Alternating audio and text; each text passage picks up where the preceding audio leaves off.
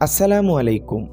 Great ওয়াল নিউজের আন্তর্জাতিক সংবাদে আপনাদের সকলকে স্বাগতম। প্রথমেই জানিয়ে দিচ্ছি আজকের সংবাদ শিরোনামগুলো। যুক্তরাষ্ট্রের পারমাণবিক অস্ত্র ভাণ্ডারে এমন ক্ষমতা রয়েছে যা পুরো বিশ্বকে ১৫০ বার উড়িয়ে দিতে পারে বলে মন্তব্য করেছেন প্রেসিডেন্ট ডোনাল্ড ট্রাম্প। তাইওয়ান ইস্যুতে মার্কিন চীনের উত্তেজনা বাড়ছে। সুদানের রাজনৈতিক সংকট, আমিরাতের মধ্যস্থতায় বিতর্ক তৈরি। ইসরায়েল হামাসের লেনদেন, ৩ জিম্মির মরদেহ হস্তান্তর। এবং সেই সাথে ইরানের পারমাণবিক স্থাপনা পুনর্নির্মাণ। এতক্ষণ শুনছিলেন সংবাদ শিরোনাম, এবারে শুনবেন বিস্তারিত। যুক্তরাষ্ট্রের তৎকালীন প্রেসিডেন্ট ডোনাল্ড ট্রাম্প এক সাক্ষাৎকারে জানিয়েছিলেন দেশটির পারমাণবিক অস্ত্র ভাণ্ডারে এমন ক্ষমতা রয়েছে যা পুরো বিশ্বকে ১৫০ বার উড়িয়ে দিতে পারে। এই মন্তব্য করেছিলেন তিনি সিবিএস নিউজের ৬০ মিনিটস অনুষ্ঠানে। ট্রাম্পের বক্তব্য যুক্তরাষ্ট্র, রাশিয়া এবং চীনের পারমাণবিক সক্ষমতা নিয়ে বিশেষ আলোচনা ছিল। তিনি রাশিয়া ও চীনের পারমাণবিক শক্তিতে হুমকি হিসেবে উল্লেখ করেন এবং দাবি করেন যুক্তরাষ্ট্রের কাছে বিশ্বের সবচেয়ে শক্তিশালী পারমাণবিক শক্তি রয়েছে। এছাড়াও তিনি বলেন ৩৩ বছর পর পারমাণবিক পরীক্ষা চালানোর বিষয়ে নিজের অবস্থান স্পষ্ট করেছেন এবং বললেন যে এই বিষয়টি বড় একটি বিশ্ব নিরাপত্তার জন্য গুরুত্বপূর্ণ বলে মন্তব্য করেছেন প্রেসিডেন্ট ডোনাল্ড ট্রাম্প। তাইওয়ান ইস্যুতে মার্কিন চীনের উত্তেজনা। টেলিভিশন সাক্ষাৎকারে ট্রাম্প আরও বলেন তাইওয়ান ইস্যুতে তিনি ক্ষমতায় থাকাকালীন সরাসরি পদক্ষেপ নেবেন না। চীনের প্রেসিডেন্ট জিনপিং এর সঙ্গে সম্প্রতি দক্ষিণ কোরিয়ায় অনুষ্ঠিত বৈঠকে এই ইস্যু নিয়ে আলোচনা হয়েছে। ট্রাম্প সতর্ক করেছেন এই অঞ্চলে হস্তক্ষেপ করলে পরিণতি ভয়াবহ হতে পারে। সুদানের রাজনৈতিক সংকট, আমিরাতের মধ্যস্থতায় বিতর্ক তৈরি হয়েছে। সুদানের শীর্ষ কূটনৈতিক ইমদাদউদ্দিন মুস্তফা আদায়ুন জানিয়েছেন আরব আমিরাতকে তারা কোনো মধ্যস্থতাকারী হিসাবে স্বীকৃতি দিবেন না। তিনি আরএসএফকে সন্ত্রাসী সংগঠন হিসাবে ঘোষণা করার জন্য আন্তর্জাতিক সম্প্রদায়ের কাছে আহ্বান জানিয়েছেন। সুদানের মানুষের মানবিক সংকটের মধ্যে হাজার হাজার মানুষ দরফর থেকে পালিয়ে যাচ্ছেন। ইসরায়েল হামাস লেনদেন, ৩ জিম্মির মরদেহ হস্তান্তর। হামাস গাজা থেকে ৩ জন জিম্মির মরদেহ ইসরায়েলের কাছে হস্তান্তর করেছে। আইডিএফ রোড ক্রসের মাধ্যমে মরদেহগুলো গ্রহণ করেছে এবং পরে শনাক্তকরণ কার্যক্রম শুরু হবে। এ নিয়ে মোট ১৭ জন জিম্মির মরদেহ ফেরত দেওয়া হয়েছে। বিনিময়ে ২২৫ ফিলিস্তিনি মরদেহ ইসরায়েলকে হস্তান্তর করা হয়েছে।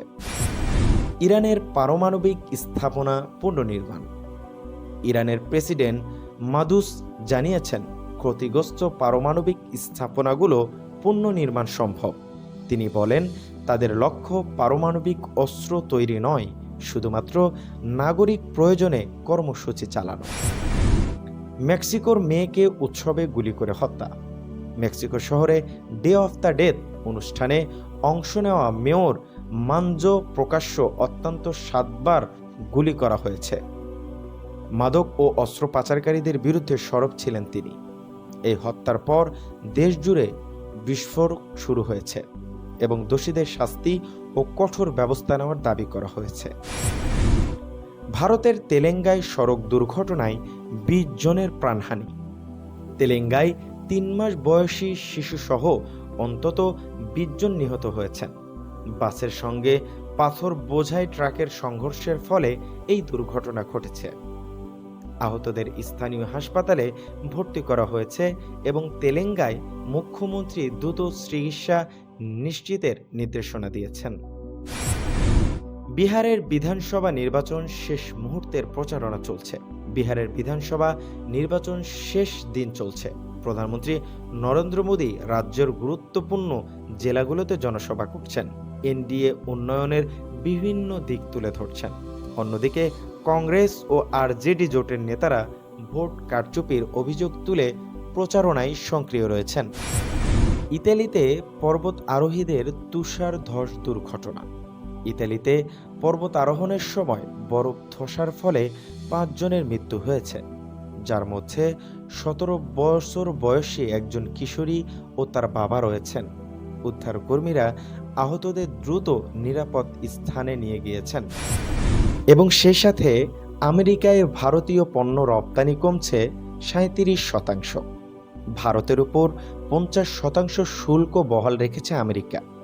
দেশটির প্রেসিডেন্ট ডোনাল্ড ট্রাম্পের এই শুল্ক নীতির নেতিবাচক প্রভাব পড়তে শুরু করেছে ভারতের অর্থনীতিতে।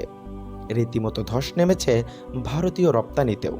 আমেরিকার বাজারে ভারতীয় পণ্য রপ্তানি টানা চতুর্থবারের মতো কমতে চলেছে। চলতি বছরের মে থেকে সেপ্টেম্বরের মাসের মধ্যে রপ্তানি কমেছে 30.5%।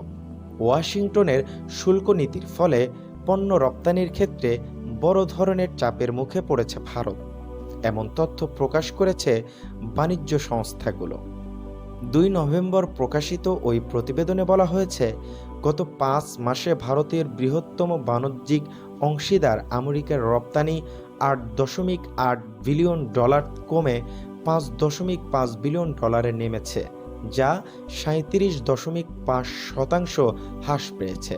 এটি সাম্প্রতিক বছরগুলোর মধ্যে সবচেয়ে তীব্র স্বল্পমেয়াদী পতনের একটি। ভারতের উপর আমেরিকার শুল্ক শুরু হয়েছিল 10% থেকে। তারপর তা গত আগস্টের শুরুতে 25% উন্নতি হয় এবং সে মাসের শেষ নাগাদে বেশ কয়েকটি ভারতীয় পণ্যের উপরে 50% পৌঁছালে রাশিয়া থেকে তেল কেনার শাস্তি হিসাবে ভারতের পণ্যের রপ্তানির উপরে অতিরিক্ত 25% শুল্ক আরোপ করেন ডোনাল্ড ট্রাম্প। ভারত মার্কিন যুক্তরাষ্ট্রের সর্বোচ্চ শুল্ক প্রদানকারী দেশগুলোর মধ্যে একটি, যেখানে ডোনাল্ড ট্রাম্প রাশিয়ান তেল কেনার শাস্তি হিসাবে তাদের রপ্তানির উপর অতিরিক্ত 25% শুল্ক আরোপ করেছেন। একটি প্রতিবেদনে বলা হয়েছে, 2 এপ্রিল থেকে আরোপিত ট্রাম্পের শুল্ক তাৎক্ষণিক প্রভাব বিশ্লেষণ করতে মে থেকে সেপ্টেম্বর পর্যন্ত রপ্তানির তথ্য যাচাই করা হয়েছে। জিআইআর জানিয়েছেন, শুল্ক কেবল ভারতীয় রপ্তানি হ্রাস করেনি, বরং মূলত রপ্তানি শিল্পের কাঠামোগত দুর্বলতাও প্রকাশ করেছে। 2024 এপ্রিল থেকে সেপ্টেম্বরের মধ্যে আমেরিকার বাজারে স্মার্টফোন রপ্তানি বৃদ্ধি পেয়েছিল 197%। 2025 সালে একই সময় মে মাসে $2.29 মিলিয়ন থেকে 58% কমে সেপ্টেম্বরে তা $888.6 বিলিয়ন পৌঁছেছে। মাসের পর মাস এই পতন রেকর্ড করা হয়েছে।